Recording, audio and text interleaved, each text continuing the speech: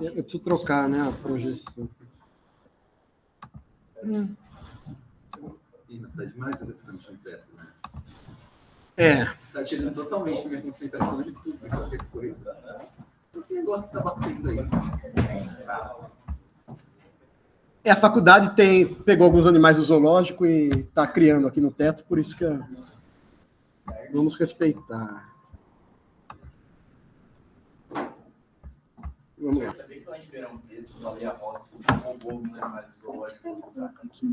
O baleia rosa? Professor, Mas ele não pode colocar aqui em cima desse notebook? É? Pode colocar aqui? Para a gente ter o espaço daqui para colocar. Pode.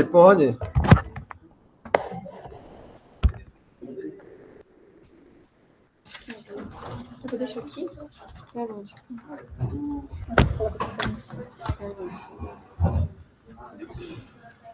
Bom dia, gente. Eu vou falar agora sobre o livro Constituições Revolucionárias, Lideranças Carismáticas e Estado de Direito, do Bruce Ackerman. Ele vai começar falando sobre, perguntando, a América é única? E ele vai explicar que a Suprema Corte é dividida em dois campos rivais nos últimos 25 anos. Ela é dividida entre os excepcionalistas americanos, que eles eram contra a comparação dos Estados Unidos com outros países, que isso resultaria na lei fundamental americana distorcida e degradada. E os cosmopolistas constitucionais, eles vão defender que é importante aprender com as percepções profundas de outras nações que confrontaram questões fundamentais. Ele vai falar que a mesma fórmula jurídica ela pode assumir significados muito diferentes, em culturas diferentes, então a gente precisa ter um cuidado com a forma indiscriminada do cosmopolitismo. E ele vai defender um cosmopolitismo arraigado, que é uma abordagem que vai reconhecer a cultura constitucional dos Estados Unidos da América como de fato excepcional quando comparada a muitos outros sistemas que são relativamente bem-sucedidos. Mas ela não é de forma alguma única e que a gente tem algo especial a aprender com as outras nações irmãs, que as constituições elas surgiram de revoluções em escalas humanas. E aí ele vai voltar para a fundação e vai estar uns paralelos entre George Washington e Charles de Gaulle, em que eles ambos vão meio que seguir a mesma fórmula. Eles vão possuir um carisma revolucionário intacto, porque eles vão despontar como líderes carismáticos incontestáveis de seus movimentos de libertação nacional. E aí eles vão conseguir ter um papel importante nas primeiras constituições dos seus respectivos países. E aí, quando a Quarta República e a Confederação Americana elas vão enfrentar crises existenciais, eles vão voltar ao cenário político pelas mesmas duas razões. Pelo carisma revolucionário intacto e que eles não estavam envolvidos pelo fracasso dos regimes dos países deles. E aí vai ter uma diferença na aplicação da lógica desse reengajamento carismático.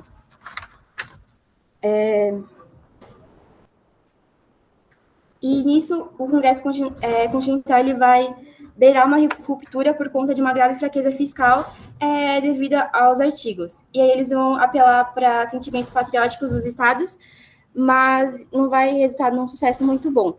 E, como solução, eles nomearam Robert Morris para superintendente de finanças e vai propor uma emenda que não vai ser aprovada, vai propor outra emenda que vai ser aprovada, mas o Congresso não vai aceitar.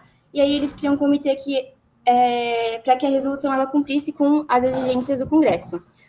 E aí, nisso, o Hamilton ele vai se recusar a apoiar a reforma e ele vai se juntar a Madison e outras pessoas para convocar os estados para a Convenção da Filadélfia, e que vai ter vários problemas de legitimação.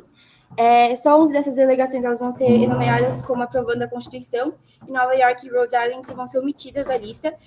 Vai ter boicote por delegados, e apenas 39 dos 55 delegados que foram a Filadélfia vão assinar o documento. E também em Delaware, o estado de Delaware vai ignorar, os representantes vão ignorar os comandos de que eles não podiam aceitar qualquer proposta que privasse o estado de poder de voto igual no Congresso, mas mesmo violando os comandos da sua legislatura, o estado de Delaware foi incluído entre os 11 estados que aprovaram o documento final. Além disso,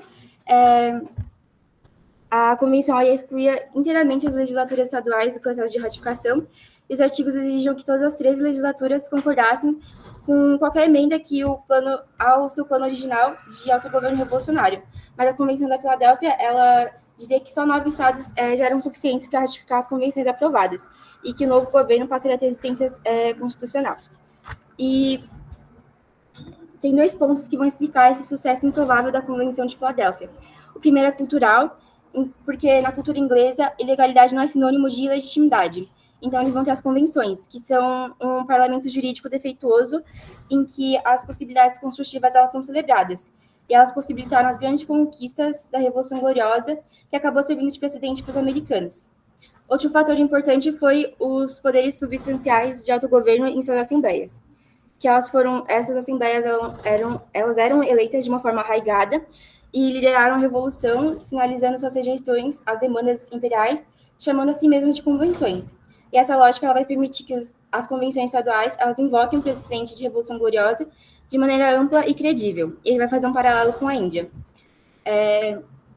Os federalistas eles foram os primeiros, mas não os últimos, a ter sucesso em transformar o ato de criação constitucional em um empreendimento unificador. E o grande significado da conquista deles só acontece por conta do fracasso de outros revolucionários em tentar realizar uma conquista semelhante.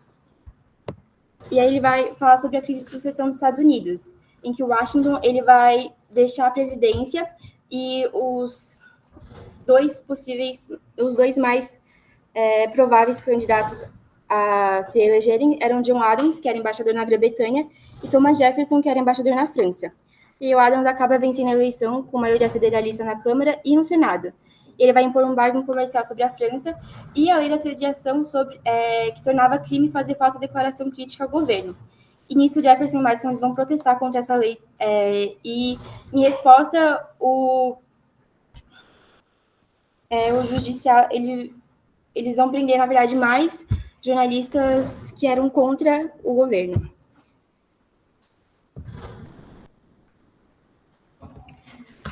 Nas eleições de 1800... Também. E nas próximas eleições, as eleições de 1800, ela pode ser resumida numa pergunta, que é: o povo estadunidense escolheria Jefferson, o autor da declaração, ou Adams, o aliado do rei George III? E aí, esse caso vai representar um clássico caso de crise de sucessão, que é semelhante à dinâmica do tempo 3 na Índia. E essa crise de sucessão ela não vai ser resolvida com a vitória do Jefferson por conta dos erros que aconteceram na Convenção de Filadélfia, quando eles projetaram um sistema de seleção presidencial em 1787. Como tinha muita pressa dos delegados para saírem da Filadélfia e tinha muitos prazos impossíveis, isso resultou em vários erros. Primeiro, eles decidiram que as eleições seriam diretas e foi proposta a criação de um colégio eleitoral para escolher o chefe do estado do país. Isso resultou que a convenção garantiu aos estados populosos mais eleitores. E os estados menores, eles, para se protegerem, insistiram em um dispositivo que evitasse conceder poder demais para os 3 ou 4 estados maiores. A convenção, então, ela decidiu que cada eleitor poderia dar 2 votos para o cargo da presidência e apenas um deles poderia ser de seus estados de origem. E o segundo mais votado ocuparia o cargo de vice-presidente. E aí criou um novo conjunto de problemas, que vários candidatos eles poderiam surgir como favoritos e ainda assim não serem eleitos. E em raras ocasiões, quando tivesse um empate, poderia ter empate. E aí eles decidiram que o desempate seria realizado pela Câmara, com uma regra especial de que cada delegação teria um voto. E aí eles perceberam que o vice não tinha função, até a possível incapacidade do presidente de exercer seu cargo, e aí eles deram o cargo de presidente do Senado, que criou outro problema, que o vice-presidente, ele tinha acabado de ganhar as eleições tinha acabado de ficar em segundo lugar nas eleições mais importantes do país, então ele era um forte candidato para as próximas eleições. E se ele acabasse entrando em um empate, ele poderia manipular as regras para ser eleito. A Constituição, ela permitia também que a Câmara Pato Manco, eleita em 1798, continuasse existindo até que o novo presidente assumisse o cargo em 4 de março de 1801. Esse erro de última hora alavancou uma crise proporcionalmente verdadeiramente existencial em 1800, porque em 1800 teve empate entre 2 candidatos republicanos, o Burr e o Jefferson, e aí a Câmara de maioria federalista teve que escolher entre os 2. E o Jefferson, quando ele foi presidir a abertura das urnas do colégio eleitoral, ele se recusou a contatar os federalistas, ignorou os problemas dos documentos da Geórgia, que claramente não seguiam as normas do texto constitucional. E ele ordenou que o escrivão computasse os 4 votos da Geórgia com seu nome. Se esses votos tivessem sido excluídos, não seria possível eliminar os outros candidatos da disputa eleitoral. E aí, com o empate do Jefferson e Burr, a Câmara realizou 36 votações, 35 delas com o mesmo resultado. E os Estados Unidos se encontrava num cenário tenso, com a possibilidade do Marshall ser presidente, secretário de Estado e presidente da Corte em 4 de março. O empate do Burr e do Jefferson, e as milícias rivais do Norte e do Sul, elas começaram a se organizar para uma marcha em Washington, D.C., para resolver impasse pela força. E aí ele faz um paralelo com a França e a ascensão de Napoleão, nesse caso. E aí depois o Hamilton, então, ele vai ter um papel decisivo na 36ª eleição, quando ele convence os federalistas em Maryland e Vermont a votarem em Jefferson, e aí vai garantir a vitória do Thomas Jefferson. E aí ele foi movido pela crise, mas também porque ele tinha mais conflitos com o Burr. Então, ele, garantindo a vitória de Thomas Jefferson, ele evitou que ele perdesse sua posição política em Nova York. E ele vai falar que os erros dos delegados enquanto corriam para as saídas é um milagre que a Constituição tenha conseguido sobreviver além de 1800. Ele vai para Trump e ele fala que ele não pode ser considerado como único, que ser chamado para drenar o pântano faz com que ele se assemelhe a George Washington, Abraham Lincoln e Franklin Roosevelt, porque ele é incluído numa longa tradição e o marca como mais um outsider revolucionário determinado a varrer a velha elite insider em nome do povo dos Estados Unidos. Ele vai falar sobre a Revolução do New Deal, que tinha como objetivo uma transferência radical de poder dos estados para o governo central, com o objetivo do país enfrentar e resolver as crises. O Roosevelt tinha conquistado o apoio do povo, mas ele teve fracasso em codificar a política do New Deal em textos constitucionais. E ele vai seguir um caminho diferente de líderes como Nero. E ele teve a decisão de empacotar a corte, e essa decisão teve um custo de longo prazo para o sistema legislativo superior. E aí vai falar algumas semelhanças básicas entre a fundação e o projeto do New Deal, mas que o New Deal teve apoio mobilizado de maior parte dos Estados Unidos, que eles tinham chegado a essa decisão de maneira bem consciente. E aí, por último, no último capítulo, ele vai falar sobre o empacotamento da corte e as implicações dela. Essa escolha do Roosevelt, ela teve implicações maiores que elas apareceram mais tarde. Quando teve empacotamento, ele substituiu os antigos juízes pelos partidários do New Deal. E aí essa revolução ela só começou a se desfazer no mandato de Ronald Reagan, que tinha como objetivo mobilizar o povo contra o legado do governo grande, do New Deal, e inaugurar uma nova era de liberdade baseada no livre mercado. O Reagan, ele seguiu o presidente do Roosevelt e passou a nomear intelectuais jurídicos para a Suprema Corte, e essa estratégia é chamada de nomeação transformativa. Mas ele vai indicar o Robert Bork, que vai usar seu testemunho perante o Comitê Judiciário do Senado para declarar uma guerra originalista ao status quo. E aí ele acaba denunciando que o Reagan ele tinha como objetivo repudiar o legado revolucionário de Roosevelt com a sua técnica. E aí o Akerman vai falar que depois de 70 anos, ninguém espera que um presidente revolucionário revolucione o status quo por meio de um processo de 2 etapas em que a proposta de emendas formais do Congresso é apenas um prelúdio para um debate nacional provocado por eleições para a Convenção de Ratificação. E que Trump não tinha interesse em elaborar as implicações constitucionais de sua posição e sinalizou para um conjunto de grupos conservadores que eles poderiam contar com ele para apoiar seus juízes favoritos quando uma vaga na Suprema Corte abrisse. Ele vai falar que a maioria dos candidatos vão seguir um caminho parecido com o do Trump, mas o Barack Obama vai ser uma exceção. Ele vai propor uma iniciativa de soberania popular que vai autorizar um presidente, após sua reeleição bem-sucedida, a pedir ao Congresso que apresentasse as emendas propostas aos eleitores em um referendo nacional na próxima eleição presidencial. Se o Congresso concordar, isso significa que os eleitores tomarão suas decisões quando o presidente que as propôs está a deixar o cargo, mesmo que o presidente consiga convencer a maioria a aprovar a iniciativa. Isso não deve ser suficiente para tomá-las parte da Constituição viva do século XXI. E aí ele vai falar que essa iniciativa representa um afastamento decisivo da paródia de soberania popular representada por Trump e que o verdadeiro custo do jogo de poder do Trump vai ficar claro só na próxima década. E que o movimento de pêndulo em Washington, em que eles têm 2 partidos em opostos, pode gerar uma crise constitucional bem grande. E que se Se a América realmente está à beira de uma crise grave, como ele prevê, a iniciativa dele ela pode ser oferecida a líderes políticos sérios com uma resposta construtiva à onda de alienação constitucional.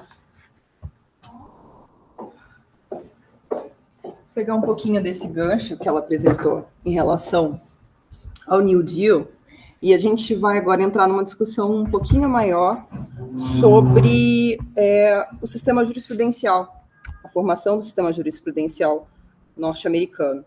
E para a gente poder chegar nessa parte que ela apresentou sobre essas modificações trazidas pelo New Deal e pelo Roosevelt, a gente precisa dar um passo anterior para a gente entender como o sistema jurisprudencial norte-americano foi criado, né? E aí a gente vai pegar o texto do Solá Canhon, que ele é professor da Universidade de Cambridge, na Espanha. Ele é um especialista, né, em filosofia do direito. Ele traduziu uma série de textos de pensamento jurídico norte-americano, e principalmente o The Path of the Law, do Holmes, que é um texto extremamente importante para pensar o sistema jurisprudencial norte-americano. Mas eu acho que, para a gente pensar... Eu coloquei alguns termos em inglês, mas depois eu fiz a tradução, eu deixei alguns em espanhol. Mas acho que quando a gente pensa no Classical Legal Thought, a gente discute bastante, aparece bastante essa terminologia nos textos de jurisprudência, e a gente, às vezes, não percebe o significado disso, né? O que significa esse pensamento jurídico tradicional norte-americano? Esse pensamento ele é marcante no século XIX, né? Ele vai perdurar ali do início do século XIX até 1930, né? A virada, né? O texto do Solá Canhon, ele termina exatamente com essa virada proposta pelo New Deal e proposta pelo Roosevelt. Então, quando a gente pensa do Classical Legal Thought, ele é o tipo de jurisprudência norte-americana, ele é um pensamento, ele é um sistema conduzido e pensado para estruturar a jurisprudência a partir da razão, a partir de uma ideia de um jurista racional que encontra, por meio das suas decisões, conforma e discute de forma racional. E isso entra, ou seja, tenta afastar completamente as influências que seriam influências políticas, a influência da política, da economia nas decisões. Então, esse trecho aqui é bem interessante. O pensamento jurídico clássico implicava, portanto, uma opção decidida em favor do common law, de cujo corpo era extraído aqueles princípios, frente à lei, assim como, paralelamente, uma opção em favor da supremacia dos tribunais, como garantidores da racionalidade jurídica frente à imprevisível vontade das maiorias legislativas. E aí, o Solá Canhon ele vai trazer vários dispositivos, vários trechos, né, sobre esse desenvolvimento da jurisprudência, mas aí vai aparecer certas terminologias que também a gente, né, que foram importadas para o Brasil, mas nesse contexto o Solá Canhon ele vai mostrar para que elas serviram nesse contexto jurisprudencial do século XIX, que é o devido processo legal, né, the due process law. Né, dentro do pensamento jurídico clássico norte-americano, a cláusula do devido processo legal teria sido utilizada para limitar o alcance do police power. Quando a gente fala desse police power também, esse termo ele vai ser modificado tanto aqui no Brasil como no próprio Estados Unidos, ele vai começar a atingir e se transformar historicamente. Mas no início, né, dentro desse processo que o Solá Canhon vai falar do pensamento clássico jurídico norte-americano, ele, na verdade, ele vai servir o do process law para limitar essa capacidade do Estado em atingir os direitos individuais. Então, de certa forma, se a gente pensa nesse poder do Estado, né, de pensar no bem-estar geral da comunidade, o devido processo legal, na verdade, ele vai servir para você restringir o poder do Estado. Ou seja, o Estado ele não pode simplesmente atingir o individual, a pessoa, pensando ou defendendo uma ideia de bem-estar geral da comunidade. Obviamente, isso está muito direcionado e muito conectado à noção de liberalismo clássico, em defesa do indivíduo, frente a um Estado, que é, na verdade, isso vai conformar a história norte-americana. Mas nesse trecho aqui, o Solá Canhon vai falar que é muito importante como o devido processo legal, na verdade, vai ser meio que retorcido para conter a ideia de police power, de poder do Estado. Olha, vamos respeitar o máximo, não vamos entrar na esfera do indivíduo, vamos respeitar a propriedade privada, vamos respeitar o indivíduo. E aí, esse trecho aqui é bem interessante, que ele fala que a doutrina substantiva do devido processo legal veio para expressar a ideia, em consonância com a filosofia, né, do paradigma jurídico clássico, de que o legislador, como regra geral, não estava legitimado para interferir na propriedade, entendida no sentido amplo de cidadão. Né? Então, por exemplo, o legislador ele não poderia entrar na esfera, por meio das leis, ele não poderia entrar na esfera da propriedade privada. Ou seja, não era papel do legislador fazer leis que pudessem ferir o espaço do indivíduo, da propriedade privada. Então, você vê que é todo retorcido para a gente, quando a gente lê atualmente esses conceitos, eles ficam um pouco até estranhos, né? Porque como é que esse processo devido processo legal vai ser utilizado no Brasil para defender... Então, nesse contexto aqui, na verdade, ele está sendo retorcido a partir desse pensamento jurídico clássico, que, obviamente, é extremamente formalista e conservador, né? Então, ele vai fortalecer a ideia de liberdade contratual, de noção de propriedade privada, e isso o Solar Canhão, esse texto é muito interessante, porque o Solar Canhão vai mostrar como realmente esses conceitos de liberdade contratual, para a gente que talvez seja um pouco mais óbvio, na verdade, eles são todos conformados pelo sistema jurisprudencial norte-americano. E aí também esse trecho também que eu achei bem interessante, que ele fala que a jurisprudência veio exigir como requisito imprescindível para a satisfação do devido processo legal que o conteúdo da lei fosse razoável, exigência que denotava um receio dos tribunais, né, ou seja, nesse confronto com o espaço da legislatura, né, ante uma possível instrumentalização de parte do poder político para os objetivos declarados legítimos como simples desculpas ou escudos protetores para encobrir atuações realmente encaminhadas para a redistribuição de riqueza e proteção de determinadas classes sociais frágeis.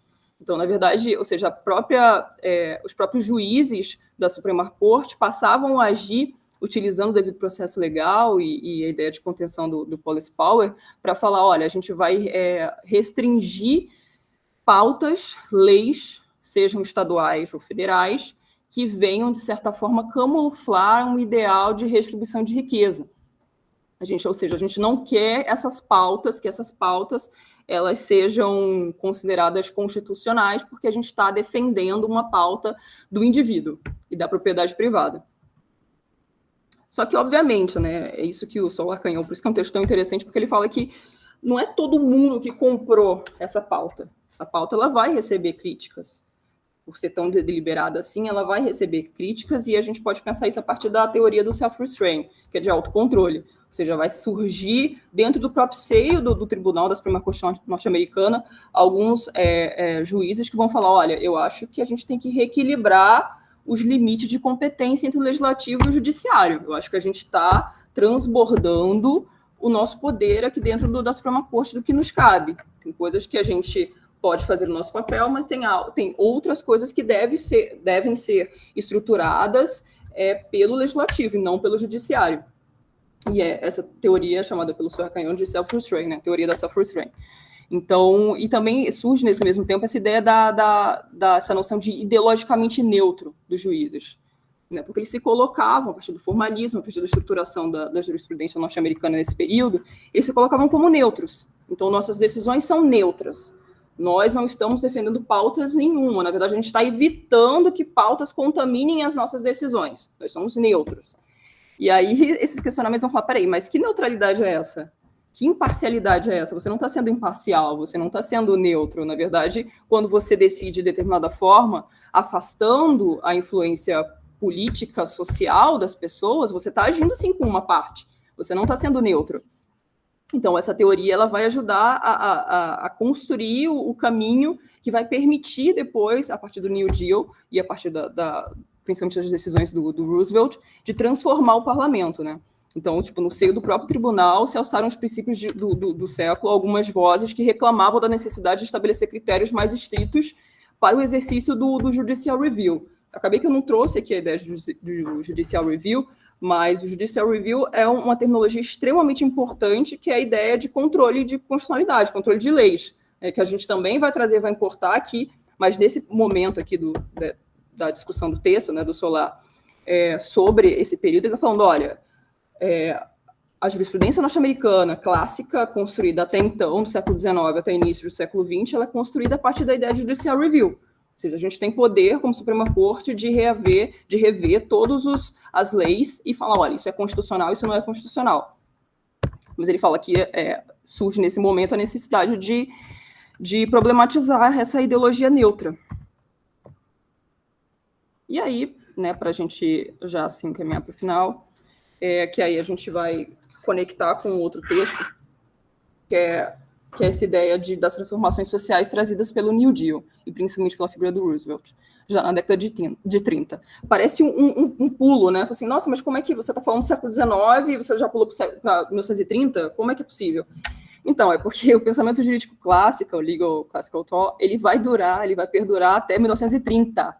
Então, a gente está falando de um século. Ou seja, imagina a força que esse pensamento para estruturar o Estado norte-americano, o que a gente entende hoje como Estado norte-americano, né? São quase 100 anos, praticamente, dessa teoria clássica de jurisprudencial, embarreirando qualquer modificação social a partir da atuação dos juízes da Suprema Corte, né? Então, é interessante que, em 1935 e 36, no impacto, obviamente, da crise de 29, e o Roosevelt ele vai propor uma série de leis, e a gente estuda na escola, no vestibular, a ideia de reestruturação, dos planos de reestruturação, do trabalho, da renda, da construção civil, e ele vai propondo essas leis.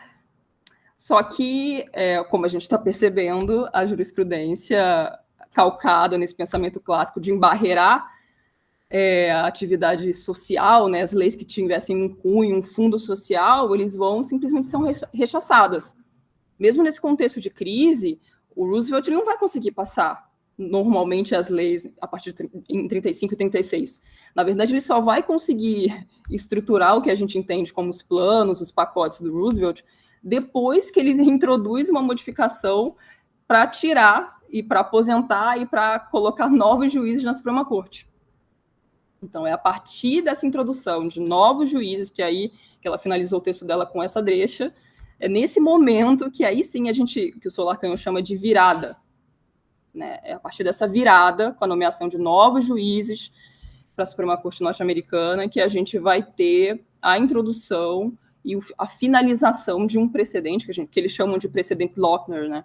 Que é um precedente que é muito importante, que estruturou toda, assim, quando a gente fala de jurisprudência norte-americana, de pensamento clássico, jurídico norte-americano, quando a gente pensa no precedente Lochner, a gente está falando, olha, aqui os juízes falaram, então, você não pode falar quanto tempo uma pessoa deve trabalhar, quanto tempo, o quão você deve pagar para essa pessoa. Você está interferindo na liberdade contratual das pessoas. Você não deve interferir nessa esfera. Esse é o precedente Lochner.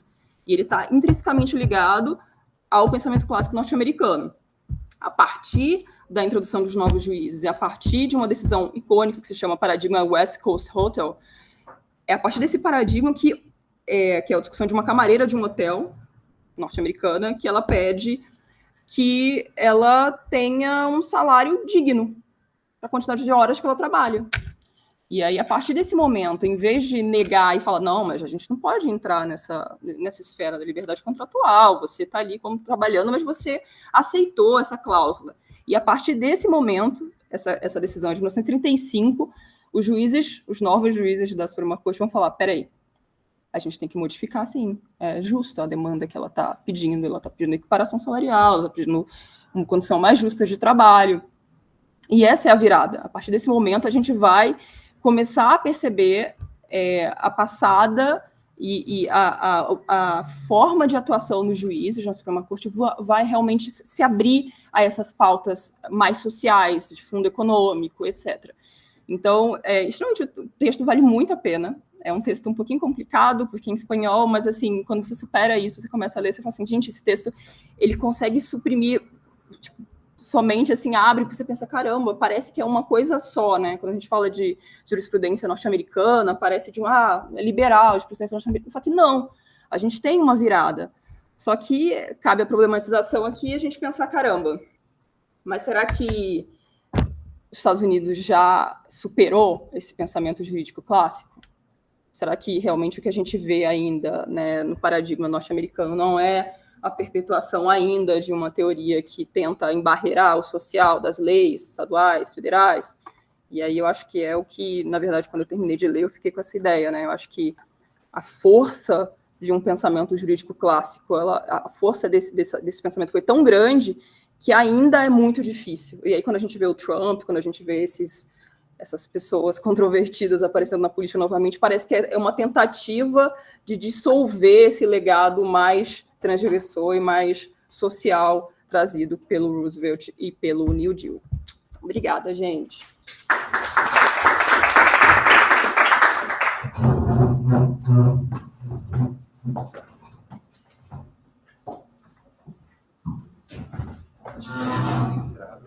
Não, é só um comentário.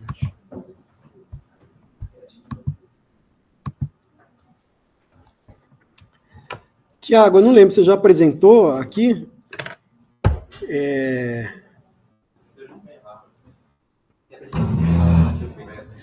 Schopenhauer, eu acho que não. Eu não cheguei a esse ponto, mas... Chegamos ainda, né? Acho que ele apresentou, né? Então tá bom. Tá esclarecido, né? Não, então eu queria destacar uns pontos do texto. Primeiro, pedir desculpa pelo texto do Ackerman, que é impossível, né? Aquele começo. A única parte que se salva é a parte sobre o New Deal lá. Não, mas eu queria destacar 3 coisas do texto do Ackerman e 3 do Solar Caillon, que acho que tem relação com o que a gente viu nas semanas anteriores. Primeiro, que o Ackerman vai dizer, ele vai construir um argumento contra a visão. Deixa eu começar do final. Teve essa mudança do pensamento jurídico americano, né? Que é interessante, porque é uma mudança do pensamento jurídico e depois uma mudança da composição da Suprema Corte que acompanhou essa mudança do pensamento jurídico, né? E tem uma certa inércia aí entre os juristas, vamos dizer, realistas, até esses juristas realistas chegarem à Suprema Corte e superarem esse pensamento jurídico liberal, clássico e formalista. Mas depois, esse pensamento jurídico mais do Estado social foi superado, foi enfrentado, o Ackerman vai dizer, pelo Ronald Reagan, né, quando ele começou nos anos 70 lá, a nomear, de novo, juristas ligados a essa visão originalista, que queriam voltar à interpretação da Constituição, aquilo que teria sido a vontade dos fundadores lá na Filadélfia. De modo que o Ackerman vai construir um argumento contra esses originalistas para dizer, primeiro, que a própria visão original da Constituição americana não era uma visão tão liberal assim, porque ela era mais centralizadora do que parece, e segundo, porque ele vai também mostrar a contingência de certos arranjos políticos lá, que foram feitos, às vezes, para ter apoio dos estados menores. Eram soluções de compromisso que não necessariamente deram uma fórmula definitiva para todos os países do mundo. O Ackerman acho que não cita o exemplo do Senado, mas o Rodrigo gosta de falar do exemplo do Senado lá, que foi criado na Constituição americana para satisfazer os estados menores, para diminuir essa distância entre o peso dos estados maiores e dos estados menores. Enfim, então, o Ackerman vai mostrando como a Constituição americana também produz uma série de compromissos da ocasião. O segundo ponto é que ele vai... Esse capítulo eu escolhi porque ele resume um pouco a obra do Ackerman, que em vários volumes, que ele tenta construir uma história do constitucionalismo americano, sempre mostrando como você tem os momentos de rotina política, em que o Congresso vai decidindo, pressionado pelos lobbies, pelos partidos, tudo mais, e alguns momentos excepcionais em que existe algum engajamento popular, ou pelo menos a população está prestando atenção na política, né? Que é o momento do carisma, que é o momento da fundação americana, e que é o momento que ele vai dizer do New Deal, em que o Roosevelt poderia ter aproveitado a força popular que ele tinha. Ele foi reeleito, enfim, ele teve 4 mandatos consecutivos até morrer, então ele tinha apoio popular muito grande. Em vez de usar esse apoio popular para fazer emendas à Constituição, que é o que o Ackerman está defendendo, o Roosevelt lançou essa estratégia de não vou mudar o texto da Constituição, vou mudar quem vai interpretar a Constituição. E até ele põe uma citação, acho que é ele, né, que pôs a citação do Roosevelt lá no programa de rádio, que o Roosevelt dizia, a Constituição é o que a Suprema Corte diz que ela é. Quer dizer, repetindo quase que literalmente o que o Holmes tinha dito 40 anos antes, a Constituição é o que os juízes dizem, então eu não vou mudar a Constituição, eu vou mudar a Suprema Corte. E isso tem muito a ver com o texto da semana passada, lá do Brian Leiter, que é a Constituição diz alguma coisa, mas ela subdetermina as escolhas dos juízes. Quer dizer, dá para interpretar de várias linhas, vai depender da composição da Suprema Corte, que também era a conclusão do Doll, né? Quer dizer, se você tem uma força política que consegue ter algum apoio popular durante algum tempo, essa força política vai conseguir mudar as nomeações, vai conseguir mudar a composição da Suprema Corte mais cedo ou mais tarde, e a Suprema Corte vai passar a apoiar a força política majoritária, ainda que com algum descompasso temporal, né?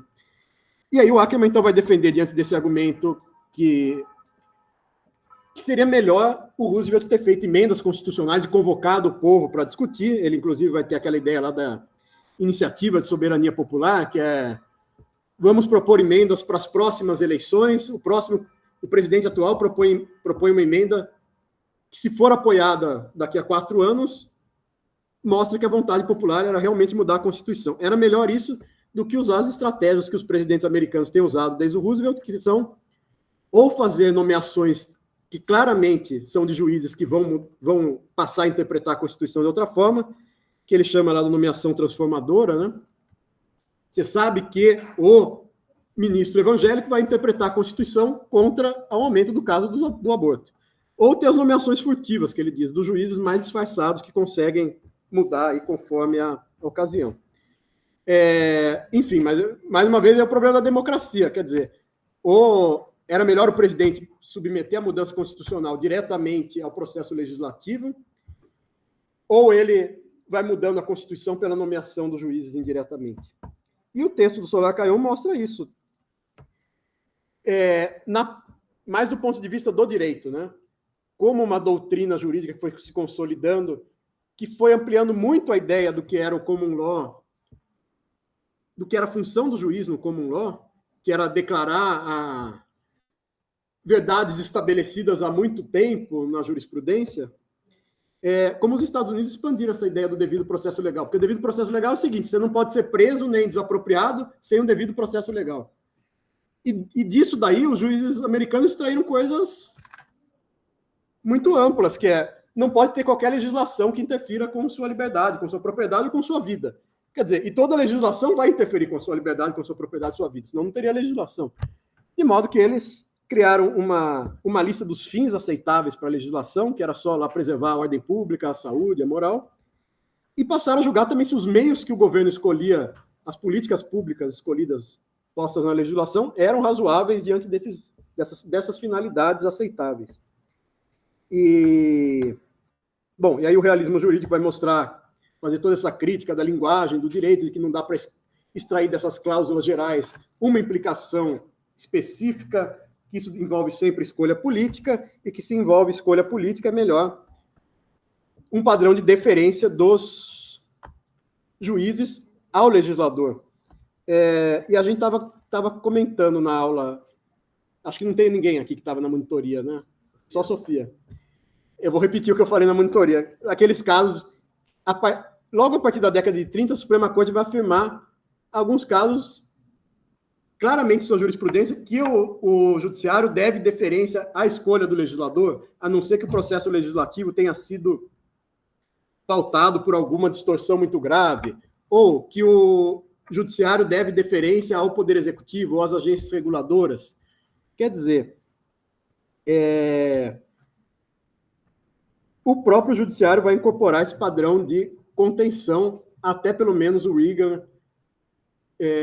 que vai voltar com essa visão formalista de que o judiciário consegue sim extrair um sentido claro da Constituição e limitar a ação governamental.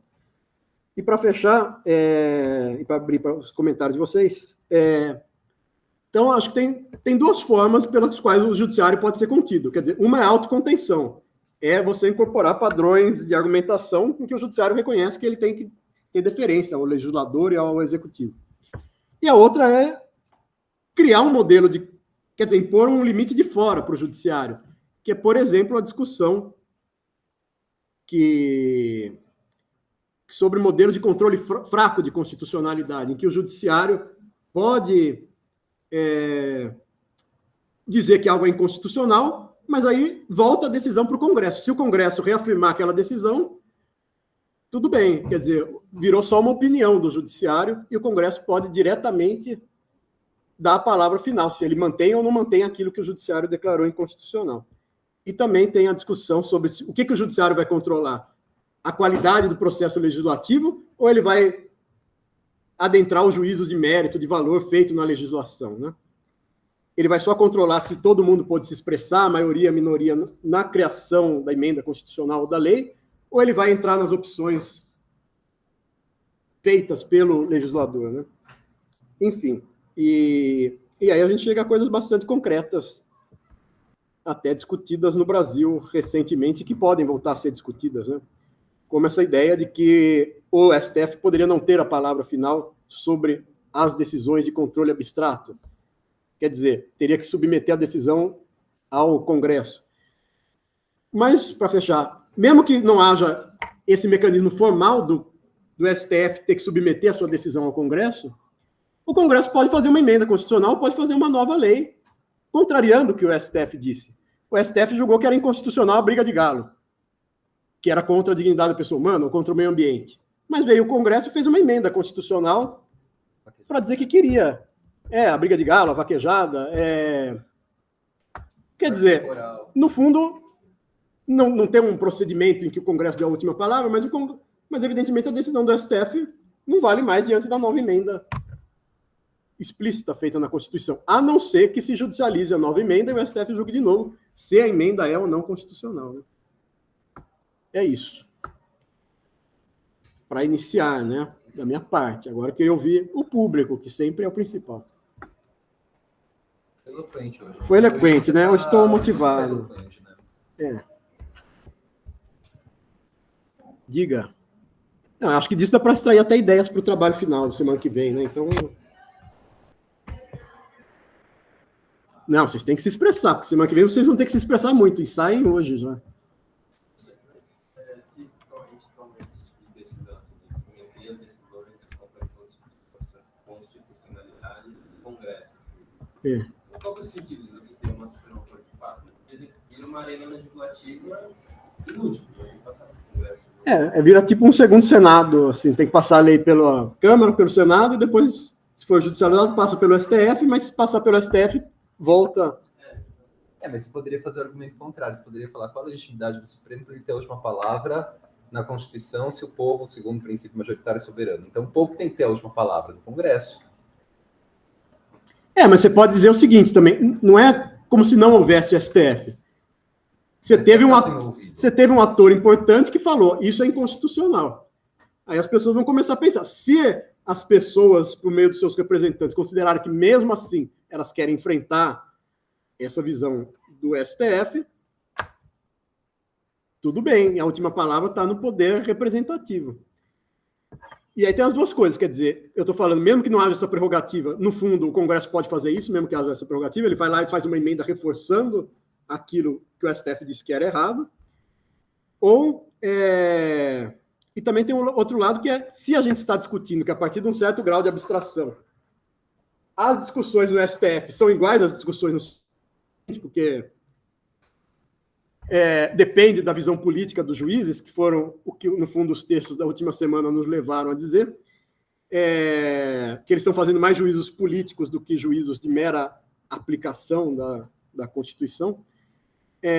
A gente pode dizer que faz sentido, então, considerar o STF como mais um órgão político que vai dar a sua palavra, mas que não vai ser a última palavra, né? Para argumentar, não estou defendendo nada aqui, só para argumentar. Não, e o caso da Áustria era isso, não era, Kelsen? Que a Suprema Corte da Áustria julgava um negócio de casa, salvo engano, né? Mas aí o Lars vai falar na palestra dele, vamos contar com isso. Que a Suprema Corte da Áustria julgava um negócio de casamento. E aí, quando os conservadores tomaram o poder na Áustria, falaram que não podia mais julgar. Aí, como não vai ter volta, fizeram uma emenda para mudar a Suprema Corte da Áustria. E aí o Hans Kelsen foi embora da Áustria. Meio essa história triste da vida do Kelsen. Então, assim, no fundo é tudo o que o Dol falou, né? As condições sociais são tudo que importam, né? Por favor. Um dos dois aí, quem foi primeiro? Não sei. Não, só queria comentar essa proposta de fazer uma proporcionalidade de buraco. Para mim, confesso que é estranho pensar, porque, assim, o Congresso tem um controle prévio, né? Mas, realmente, fala que é um controle muito grosseiro, que é altamente político.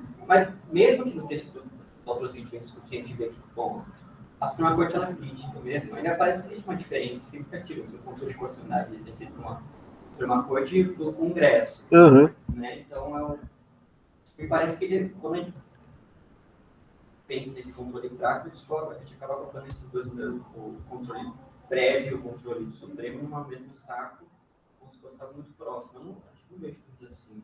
Uhum. É que talvez o ponto seja que o Congresso não leva muito a sério, ou talvez... Não, o fato é esse, o Congresso não leva a sério a discussão do controle de constitucionalidade. O Congresso coloca a discussão de controle de constitucionalidade como uma discussão do próprio projeto. Né? O Congresso, o deputado fulaninho é membro da CCJ. Tá, o deputado fulaninho é formado em Direito. Tá, mas mesmo assim, o deputado fulaninho, quando ele está lá na CCJ, ele não está lá na CCJ defendendo a constitucionalidade, fazendo uma coisa supostamente imparcial da Constituição. Ele está defendendo o ponto de vista dele. Então, fica um controle muito prejudicado. O presidente da República também faria controle de constitucionalidade, né? Para vetar, o veto jurídico, que chama. Mas, porra, a gente sabe que o veto do presidente não tem a mesma qualidade, talvez, o veto do Supremo, que é uma instância para isso, né?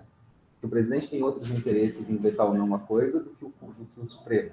Ainda que o Supremo também tenha os seus próprios interesses, suas próprias pautas. Apesar de o presidente e o Congresso terem assessoria jurídica, né? E também existia uma certa consulta informal nos jantares de Brasília se certas coisas são ou não constitucionais para evitar o vexame de passar coisas que não são aceitáveis pelo STF. O fato é o seguinte, tem uma discussão lá entre teorias do controle de constitucionalidade, da última palavra ou não lembro, do diálogo constitucional. O fato é o seguinte, o diálogo sempre se dá formal ou informalmente, e o Congresso pode reagir formal ou informalmente a uma decisão do STF, né?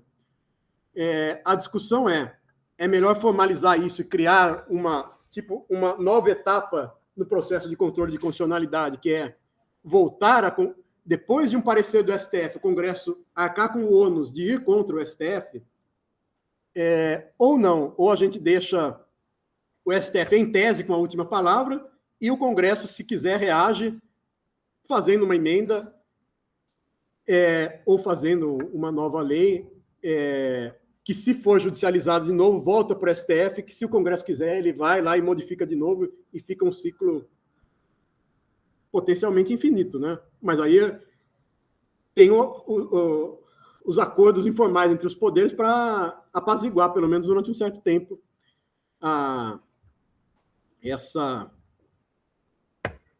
esse conflito, né? Mas seria mais uma forma é mais um freio, né? É o freio ao STF. Porque, no fundo, o fato é o seguinte, qual é a grande discussão no STF do Brasil? É quem freia o STF. Não tem um freio formal ao STF, tem um freio formal ao Legislativo, tem um freio formal ao Executivo. O Legislativo precisa fazer a maioria, precisa ter a sanção do presidente. O presidente precisa ter a maioria do Congresso para conseguir passar a sua medida. O STF não.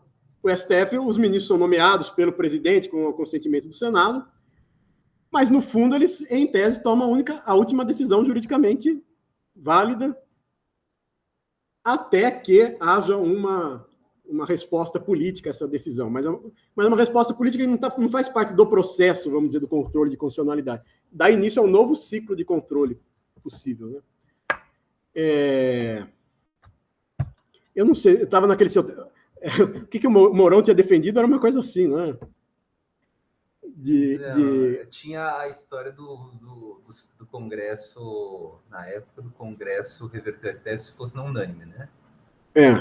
É isso, eu acho. E o Mourão tinha falado uma coisa mais abstrata, assim, o STF não pode ter a palavra final, porra. Uma coisa assim, né? Uma coisa mais assim... Sutil. Sutileza, gente. Não, mas aí não, a gente está discutindo em tese as coisas porque é importante.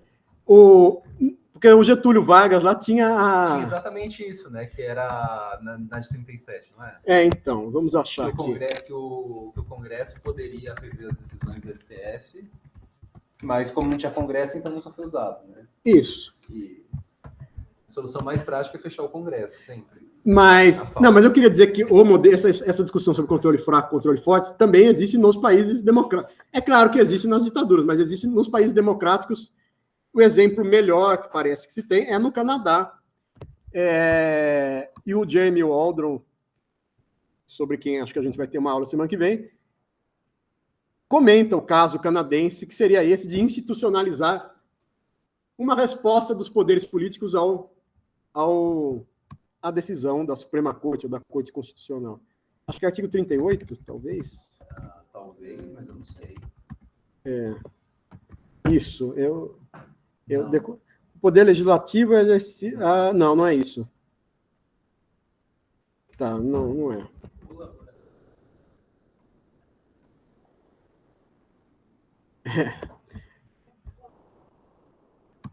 Mas o fato é, vamos supor o seguinte: argumentos contra e a favor de manter tudo como está. Existe, hoje em dia, uma pressão política grande sobre o STF. E existe um protagonismo evidente do STF que não tinha em décadas anteriores.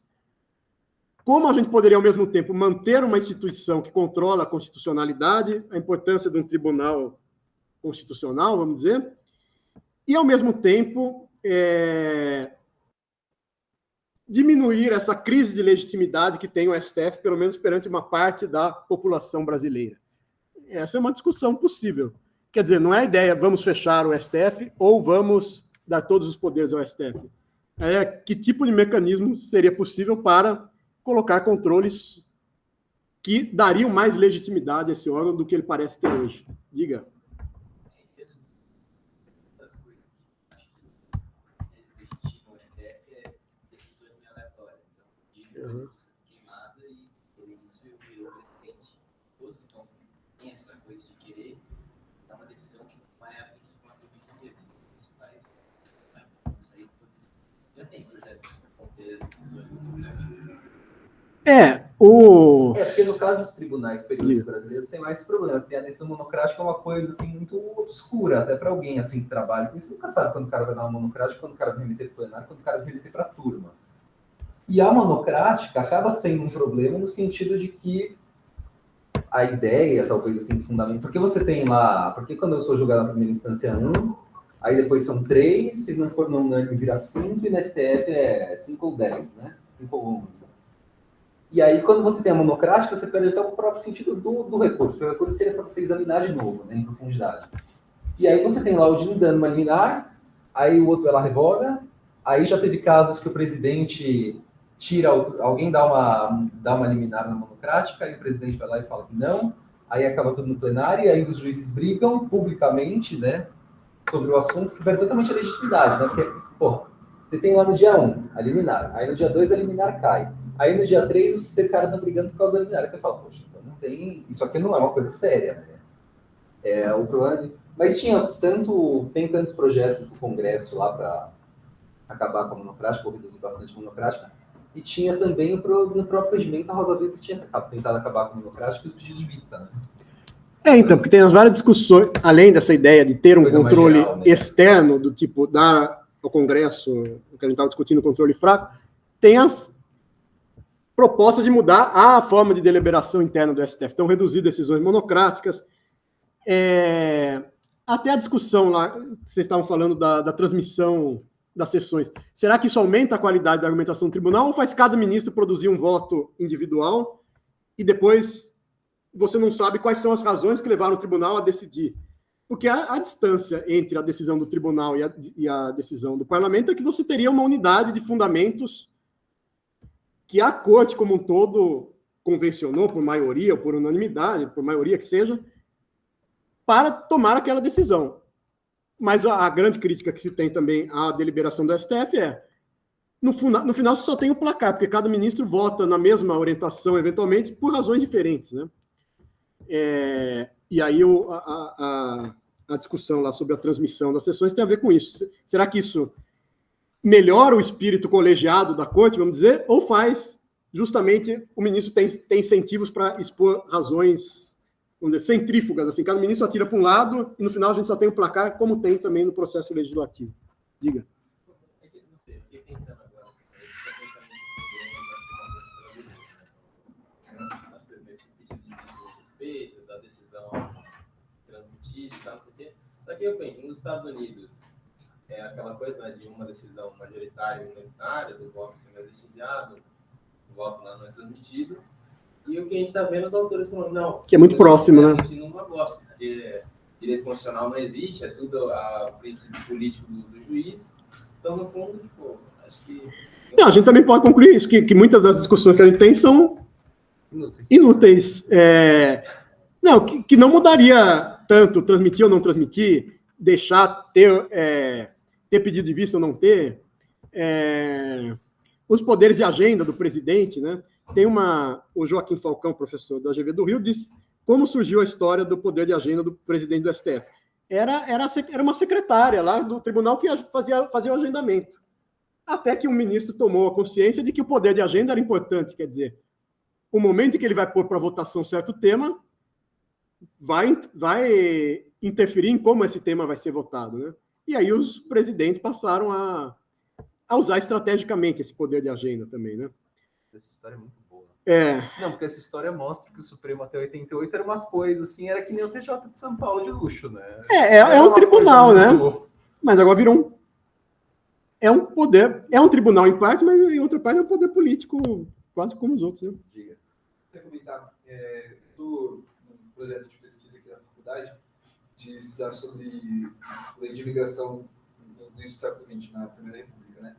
Eu achei interessante que teve essa questão do Supremo antes, né, dele ser o que ele é hoje. Ele era o STJ. Então, esse eu achei foi muito interessante ver a atuação dele, porque teve não sei se vai fugir muito, mas eu achei interessante mostrar esse conflito. Teve uma lei de expulsão de estrangeiros promulgada pelo Congresso, que se voltava a perseguir aqueles que estavam se envolvendo em movimentos sindicalistas e anarquistas, e, enfim, porque os imigrantes, principalmente italianos, estavam se envolvendo no movimento operário. E foi interessante porque o Poder Executivo estava buscando assumir uma prerrogativa que até então era exclusiva do Judiciário. O Judiciário que estava analisando, quem era responsável por analisar casos de extradição e de expulsão. E a partir daquele momento, o Legislativo ele começa a tomar uma postura que vai contra o que o Judiciário estava fazendo. O Judiciário, em geral, ele não estava expulsando. Mas eles fazem isso justamente para fortalecer o momento de segurança nacional e da atuação do presidente. E aí teve todo um debate de constitucionalidade dessa lei. Mas achei interessante como que, nesse contexto, a Suprema Corte ela não estava com a autoridade, digamos assim, que acho que ela teria essa força, né, que a gente enxerga hoje em dia. Uhum. O Congresso ele acaba colocando uma lei que vai contra a tendência dos juízes e é isso que acaba prevalecendo até que, eventualmente, só depois de muito tempo eles conseguem derrubar, enfim. Foi interessante ver essa ascensão do poder da Suprema Corte na história do Brasil. Assim. Uhum. E que é muito recente, até a lei que regulamenta lá as ações diretas é de 99, a reforma do Judiciário de 2004, tudo isso foi aumentando as formas de chegar ao STF e os instrumentos que o STF pode usar para declarar uma lei inconstitucional ou declarar uma omissão inconstitucional. E o fato é que nem sempre foi assim no Brasil e não é assim em todo mundo, né? Voltando ao texto do Veríssimo semana passada, ele fala como... Quer dizer, não sei se ele chega a falar, mas a França criou lá o Conselho Constitucional, que é um órgão político, eles assumem que é um órgão político, que faz um controle prévio de constitucionalidade, e que só agora, nos últimos 10, 15 anos, é que pode julgar a constitucionalidade depois que uma lei foi aprovada, mas também num caso concreto. Não pode julgar em abstrato a constitucionalidade de uma lei. E a França é um país democrático. Então, tem várias configurações possíveis do controle de constitucionalidade, né? É claro que se a gente pegar o discurso oficial de cada poder é manter como está o poder, que não tem como mudar, se mudar vai acabar com a separação de poderes, vai ser o fim do mundo. Mas a separação de poder também não é um modelo único, né? Então, enfim, a nossa função de ter esses textos críticos e realistas demais é um pouco essa de nos imunizar contra a dogmática constitucional que vai dizer que não, que necessariamente as coisas são organizadas dessa maneira. Desde Aristóteles, né? O nosso ministro lá, que não pode ser chamado pelo apelido, que está na lousa ali, ele tem textos maravilhosos sobre a separação de poderes, que é assim, é tipo um revezamento nas Olimpíadas. Aristóteles passou para Locke, que passou para Montesquieu, que passou para o Madison, chegou na Constituição de 88, todo mundo pensando a mesma coisa. O que é um pouco incrível, né? Se a gente ver a história real, não foi assim. E mais uma vez, volta ao texto do Ackermann, tem os compromissos da ocasião de cada Constituição, de cada país, né? E essa pessoa salvou a democracia inteira, né? Não, estamos falando de um herói, né? Se até o herói é criticável aqui. Por exemplo, para falar ainda um exemplo que eu lembrei do texto do Ackermann. O Ackermann tem o pressuposto de que a Constituição foi criada num momento mágico, mais ou menos, e que depois o povo ficou em casa e ficou o Congresso funcionando normalmente, né? E se você fizesse novas emendas, você teria de novo um engajamento popular. E, portanto, o controle de constitucionalidade se legitimaria, porque o controle de constitucionalidade é você justamente contrapor a legislação feita na política do toma lá da cá, em face do compromisso constitucional abstrato feito naquele momento de criação da República, ou de refundação da nova República no Brasil. Mas o Vinícius Rezende, que acabou de defender um mestrado interessante, vai mostrar como, na própria Constituinte brasileira, os juízes fizeram um lobby para ter uma via de acesso direta ao STF, né? Então, quer dizer, não é que a Constituição foi perfeita e depois o lobby vem na legislação e por isso eu preciso julgar a legislação à luz da Constituição para repor o interesse público. Porque nem a Constituição tem uma parte de interesse público e tem uma parte muito grande de disputas corporativas também. Então, se a justificativa do controle de constitucionalidade é tirar os vícios da lei porque a Constituição não tem vícios, também é uma justificativa muito idealizada, né? Porque a Constituição original também pode ter seus vieses graves. Eu não sei como vocês vão ter direito constitucional no que vem, mas vai ser sofrido, né? Vai ser crítico. Vocês fingem acreditar lá, né? Porque depois do texto da semana passada, lá que o Brian Leiter disse que não tem pouco direito constitucional, né? Ficou difícil, mas vou tentar me defender. Não, Virgílio aceita isso, né? Não, Virgílio aceita mais, mas dependendo do professor, vai causar problema isso. Mas na prova a gente responde conforme o professor quer, né? Quem não aprendeu isso até agora não é possível, né? Coisas básicas da vida. Né? A gente dá a resposta conforme a demanda. Mas ele tem muita fé, eu acho. E aí tem essa proposta do Ackermann. O cara me fala que você mudar o pensamento jurídico resolveu o problema do Roosevelt. E aí ele fica defendendo a emenda mesmo assim. Então não precisa da emenda, gente. Não, mas a emenda seria a via popular. O Roosevelt deu o precedente para o Trump, é o argumento dele, né? Já que é mais fácil só mudar a nomeação da Suprema Corte, todo mundo aprendeu com o Roosevelt e vale para os dois lados, né? Mas aí é mais fácil você sempre... Cadê o incentivo de você fazer a emenda? Não tem incentivo. O presidente? Porque ele já tinha maioria popular e não seria tão difícil para ele, né? A via mais fácil foi o que ele fez, mas... Não, Roosevelt, mas assim, hoje, porque alguém faria uma emenda, você pode simplesmente trocar o juiz aí. Ele tirou o elemento incentivo, né? Porque o dólar lá na coisa econômica tinha um incentivo. O Ackermann está defendendo a emenda sem nenhum incentivo para defender a emenda, assim, palpável. Não, é em nome de que é melhor mudar explicitamente a Constituição do que mudar pela interpretação. Da democracia, né? Não, mas é o argumento democrático. É melhor você mudar explicitamente com o processo legislativo do que mudar, como é que ele chamou? As nomeações furtivas lá. Das pessoas que nem declaram muito bem o que elas querem, né? Mas vão mudando aos poucos a interpretação constitucional. Ele fala das sabatinas, né? Que as sabatinas cada vez dizem menos. Porque os juízes não vão dizer expressamente que eles querem mudar a Constituição por interpretação, mas vão fazendo isso aos poucos. Né?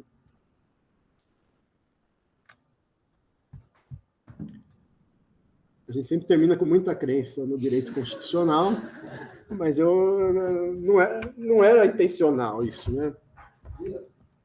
Diga. Essa questão de para não seria essa questão de deixar mudar o juiz, a gente vai faz emenda.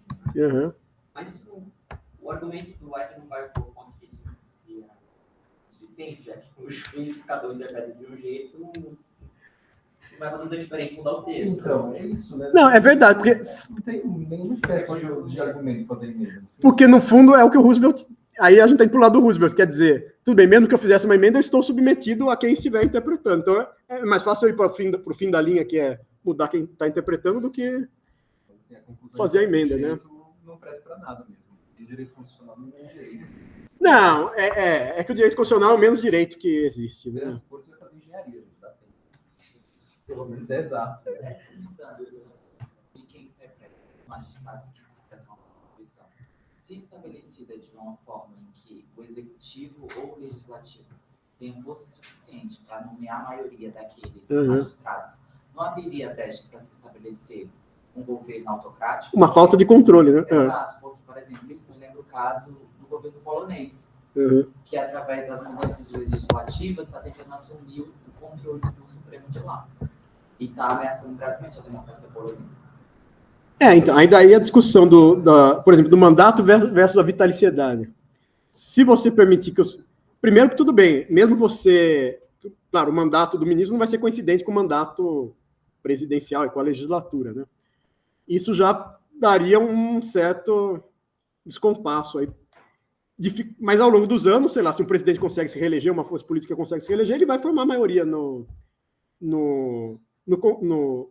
Supremo Tribunal, mais fácil do que se fosse mandato vitalício, né? Mas até o mandato vitalício só posterga o problema, porque se uma força política consegue permanecer por muito tempo com apoio popular, em 10, 15 anos, vai conseguir formar maioria no Supremo, né? Mesmo com mandato vitalício. Que é a argumentação do Dol. Que ainda tem um descompasso entre a maioria política e a maioria no Supremo. Se você der tempo, o juiz morre, aposenta e fica doente, e você vai ter uma maioria um dia. Não tem muito... E aí a conclusão é o seguinte, é só a alternância política que garante que haverá algum descompasso entre a composição da Suprema Corte e o governante de ocasião. Se o PT ou se o Bolsonaro conseguir ganhar 4, 5 eleições seguidas, não a pessoa, né, mas a força política, claro que não pode se reeleger, mas não tem como garantir o freio do Supremo Tribunal, né, segundo a visão que a gente está vendo mais realista. Quer dizer, a vitaliciedade posterga o problema, mas se a maioria, durante 20 anos, fala que quer aquilo, uma hora o STF vai estar com maioria de gente que apoia a visão daquela maioria popular e não vai ter o freio, né?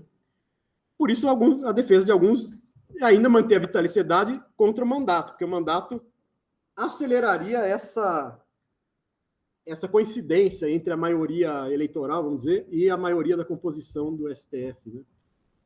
Agora, não tem nenhuma garantia. Se a maioria durante 30 anos quer alguma coisa, aquilo lá vai ser considerado constitucional daqui a 30 anos. Porque não vai ter como enfrentar essa maioria que vai ter assento no Congresso, no Executivo, e o Congresso e o Executivo escolhem quem são os ministros das Cortes Superiores, né? Você pode escolher pessoas cada vez mais jovens, né? Já que a expulsão era 75.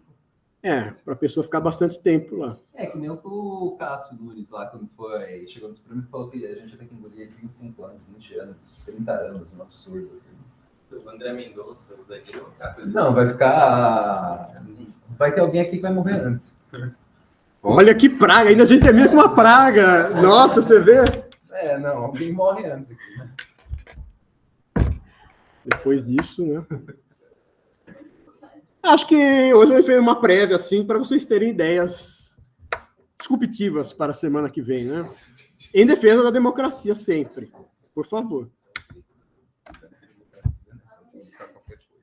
Mas eu não ponho essa nota de rodapé. Segundo Schmidt, né? O Wigner está falando, se apresentar uma lista para o público votar. A gente já sabe que... Olha, os juristas populares, a gente não pode dar nomes, né? Mas tem para todo lado, né? Não sei se é bom. Mas pode pesar os prós e contras.